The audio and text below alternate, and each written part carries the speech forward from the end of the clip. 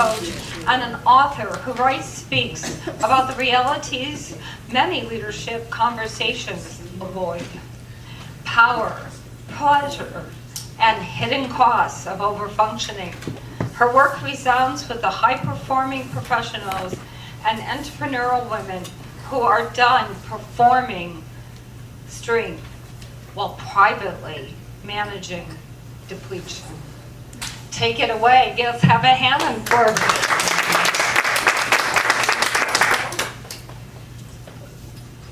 Who let me in here? At any minute, somebody with clickety shoes and a clipboard is going to come up to me and go, "Excuse me, you don't belong here. When is it going to happen?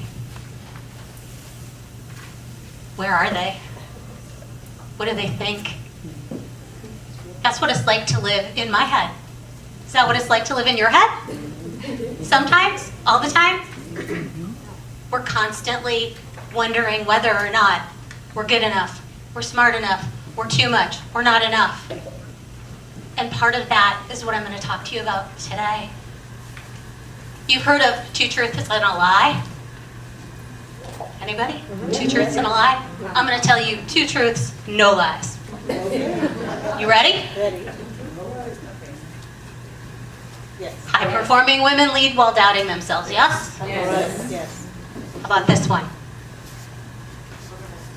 Organizations rely on that to function. That's true. Yes. Why? Because if you're constantly doubting yourself and you're questioning whether you're doing a good job and you're working your ass off, you told me I could cuss, right? You're working your ass off and you're staying up at night and you're showing up first and you're leaving last. You do not have time to question anything. You don't have time to raise problems. You are the good little soldier who's going to do exactly what I need you to do, and you're going to keep on going because you're waiting for the recognition. We're brilliant. Yeah. Yes. We're exhausted. Yes. We still question our authority, and we're wearing the same blazer that we have on at the presentation. Totally planned that one, right? We are working on 2 operating systems as women. And men, you do this too, but not to the same extent that women do. We have got the internal and the external system. The thing about that external system, and I'm not going to read it to you because you know how to read, that external system, that is what your performance review comes from. That is what you're rated on, that is what you're graded on, no matter what industry you're in, anywhere. That internal one, that's what keeps you up at night. That's what causes you to show up for everybody else except yourself. And still, we do it over and over and over again. And if we don't stop, we might end up like Heather did. Her story is just still stuck in my heart. I hope it's stuck in yours. It is a game. But you know what they never told you about this game? You keep it going. When you allow someone on your team to say yes to everything, when you allow somebody to take on extra work because, gosh, I can't give it to anybody else. Mary's gonna do it. Mary always does it. Mary does it the best. I don't have anybody else to do it. I can't take the chance on anybody else. You make the game keep going. You're responsible for that. Who wants to stop participating? If you always allow the yes person to do all the things all the time, who are you not allowing a chance to show what they can do? It is irresponsible as a leader to not come under somebody who might be struggling a little and give them opportunity. Or to look for somebody who you would have not otherwise selected and give them a chance. That's it. That's it. Look for those people. Look for those opportunities. It's really hard to know what we're doing if we don't have a name for it. So I'm sharing your scientific names. Some scientific, some opinionated. First one is pluralistic ignorance. Who's heard of this? This is where you go, oh my gosh, everybody else in the room knows what they're doing except for me. I'm the only one who doesn't know what's going on here. They all understand it. The reality is, they don't. We all individually feel like this together. That's pluralistic ignorance. And if we don't feel like this, we're probably the one on the corner scrolling on our phone, wondering what's going on because we weren't paying attention. I always loved the days when people said, excuse me, I'm sorry, could you repeat that? I was on mute. You want to know my favorite response to I was on mute? You weren't able to respond. Go ahead. You're off mute now. Take a little accountability. Sorry, I wasn't paying attention. I was scrolling on my phone. Own it. One way to be an unshakable leader. Rumination. Did you know women ruminate twice as much as men do? That's it? Why is that? Why do we ruminate more than men do? Because we're always questioning what we're doing. We're always questioned for what we're doing. You know about the motherhood tax? Has anybody heard of that? You have to leave early to get your children. You just really aren't committed to this job. John, you got to leave early to go to your kid's baseball game? You're an awesome dad! Yes. What? That makes no sense. That's the motherhood tax. Oh, but it gets better. Because we are the worst to each other. That third thing up there, erosion of safety, the higher you go as a woman, the less safe you are. Case in point, how many of you had more women destroy you than men destroy you as you raise up? Yep. You want to test this theory?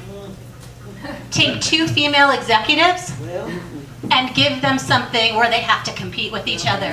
And they will destroy each other without question. Yep. Who is done participating in that? I want to see hands. Thank you. Why do we do that? It's kind of like my first husband cheated on me. Okay. Now, if we all stood up for each other and said we're not participating, that wouldn't be happening because we wouldn't let it. It's our job to take care of each other. And no offense to the dudes here, but we have to do it for ourselves. And there are great male allies out there, don't get me wrong. You are appreciated. Those of you that are here are likely those allies, or you wouldn't be here now. So let's give them a round of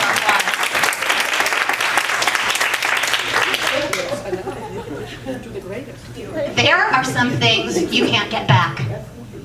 Who has been the person like this? Here, little story about me. This is me when I worked in corporate. 1 minute. My husband's standing there. 1 minute. Second husband, by the way. Much better one. He comes over and shuts my computer. The worst to the people that we love the most. But that's not the worst thing that ever happened to me. Here's another one. My daughter's playing on a computer next to me, a pretend one. She's 4. I say something to her. She's like, "Shh, Mommy, I'm on a conference call." What? What? Where did she learn that? But worse, I lost my sister in 2017 to a horrific battle with cancer. She had lung cancer. She never smoked. She was a marathon runner. She would not even drink out of a plastic water bottle. She was the healthiest person I knew. 5'2", 100 pounds wet. I sat by her deathbed, doing work on conference calls. I will never get that time back, and I will never forgive myself for that. Nothing is that important? Nothing. All while waiting for the accolades and recognition for doing it that never, ever came. Never. Y'all know the book Thinking Fast and Slow by Daniel Kahneman? We know those fast thinking things, right? Those are the ones where our quick emotional responses, and the thinking slow is our data-based thinking. The fast thinking, that's how we start telling ourselves stories.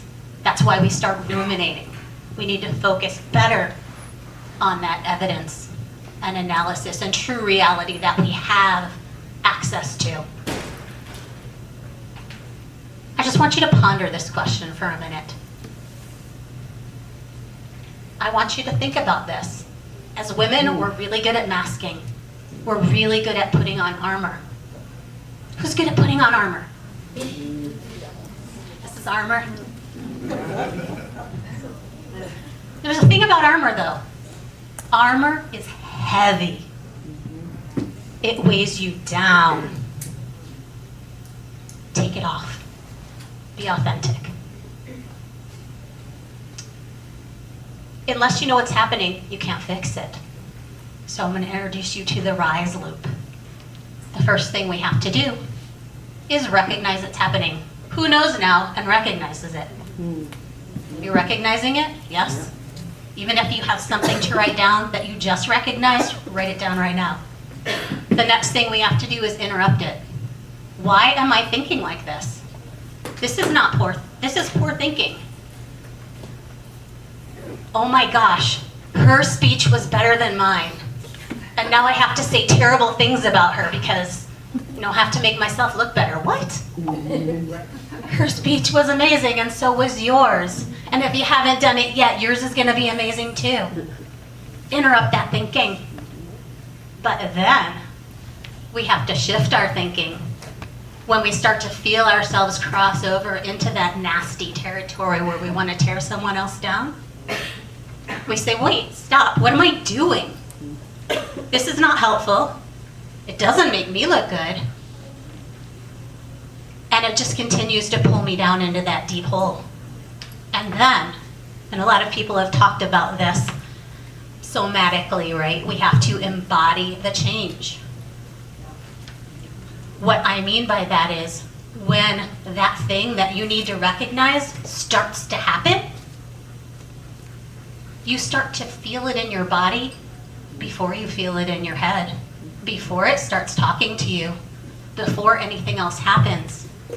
Once you recognize that feeling in your body, you can start that loop all over again because you recognize it and you know it's coming. It's kind of like when your body aches because it's going to rain. Stop being invincible. Not any of us are. No matter how much we try or want to be, we're not. Your roots are better than your armor. When you're rooted, you're not shakeable. You become more unshakable.